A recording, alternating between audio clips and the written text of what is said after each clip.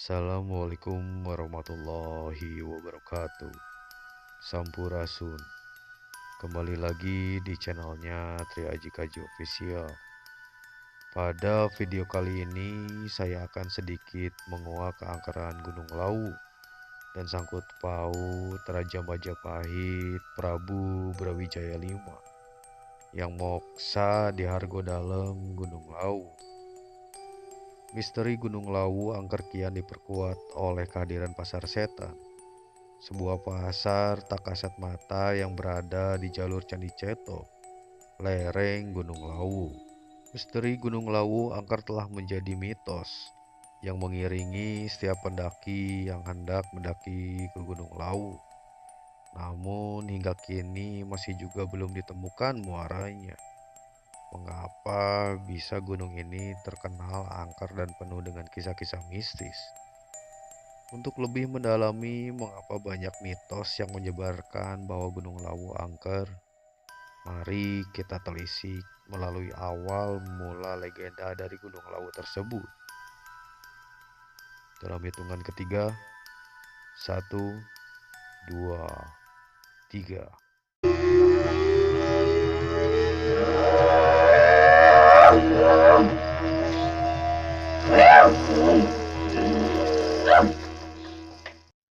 Kisah berawal dari masa berakhirnya Kerajaan Majapahit, yakni pada tahun 1400 Masehi.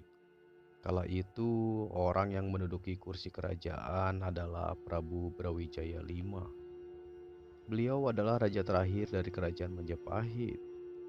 Singkat cerita, saat Raden Fatah memasuki usia dewasa, ternyata Raden Fatah memeluk agama Islam. Ia membelot dari agama sang ayah yang beragama Buddha. Bersamaan dengan meredupnya Kerajaan Majapahit, Raden Fatah pun mendirikan Kerajaan Demak yang berpusat di Gelagahwangi. Sekarang lebih dikenal dengan alun-alun Demak. Kenyataan yang membuat Prabu Brawijaya V merasa gundah.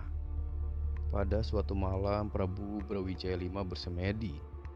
Dalam semedinya, beliau mendapatkan petunjuk yang mengatakan bahwa Kerajaan Majapahit akan meredup dan cahaya beralih ke kerajaan anaknya, yakni Kerajaan Demak.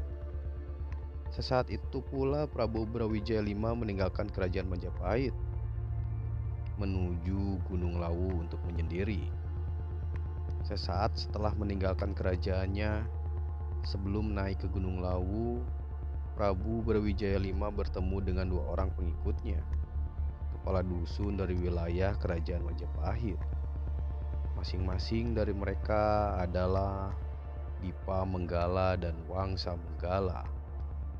Karena mereka berdua tidak tega melihat Prabu Brawijaya V berjalan sendirian, mereka pun ikut menemani Prabu Brawijaya V naik ke puncak Gunung Lawu.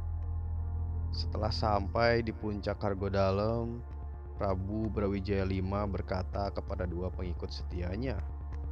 Selesai mengucapkan kalimat itu, Prabu Brawijaya V pun menghilang. Hingga kini jasadnya beliau tidak pernah ditemukan oleh siapapun. Setelah Prabu Brawijaya V melakukan moksa dan menghilang, tersisalah dua pengikut setianya, Sunan Gunung Lawu dan Kiai Jalak. Sejarah bercerita, mereka berdua menjalankan amanat Prabu Brawijaya V. Mereka menjaga Gunung Lawu. Dengan kesempurnaan ilmu yang mereka punya, Sunan Gunung Lawu menjelma menjadi makhluk gaib, dan Kiai Lawu menjelma menjadi seekor burung jalak berwarna gading.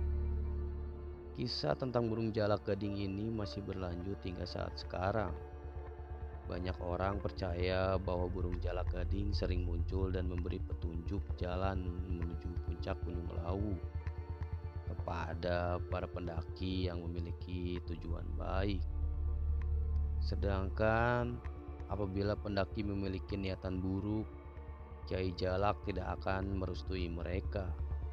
Akibatnya, para pendaki yang memiliki niatan buruk akan terkena nasib naas. Misteri Gunung Lawu angker kian diperkuat oleh adanya kehadiran pasar setan, kabar ini sudah tidak asing lagi di telinga para pendaki. Sebuah pasar yang tak terlihat dengan kasat mata ini berada di jalur Candi Ceto, lereng Gunung Lawu, sebuah lahan yang ditumbuhi oleh ilalang. Berbicara tentang jalur Candi Ceto, sebetulnya jalur ini adalah jalur yang paling pendek dan cepat menuju puncak Lawu. Karena perjalanan dimulai dari 1470 mdpl. Akan tetapi jalur pendek ini sekaligus menjadi jalur yang paling berbahaya.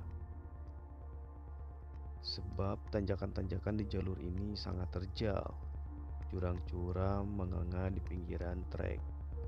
Kabut tebal sering turun membuat jarak pandang menjadi begitu pendek dan memperbesar resiko tersesat.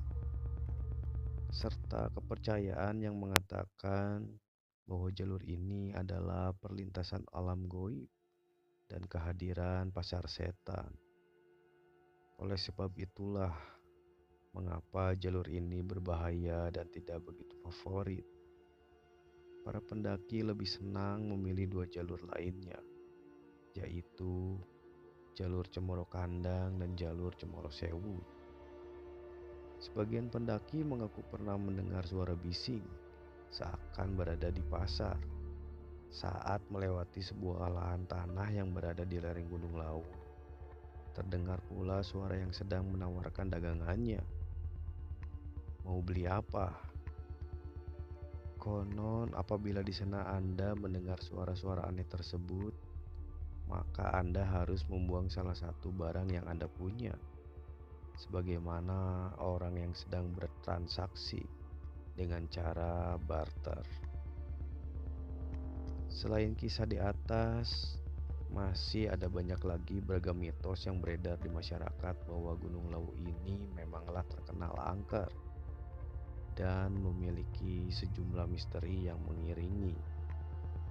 Mitos lain menyebutkan bahwa jangan mendaki dengan baju berwarna hijau. Ada pula yang menyatakan bahwa jangan membawa rombongan yang berjumlah ganjil. Kisah lain menyebutkan bahwa mandi air berkhasiat di Gunung Lawu sangat bermanfaat. Terlepas dari segala misteri dan kekayaan mitos yang dimiliki Gunung Lawu, hendaknya kita sebagai pendaki selalu waspada. Waspada di sini bisa berarti untuk terus selalu menjaga sikap selama naik gunung. Hal-hal sederhana seperti tak berkata kasar, tidak berbuat senonoh, serta tidak membuang sampah sembarangan bisa jadi laku baik yang mesti para pendaki terapkan.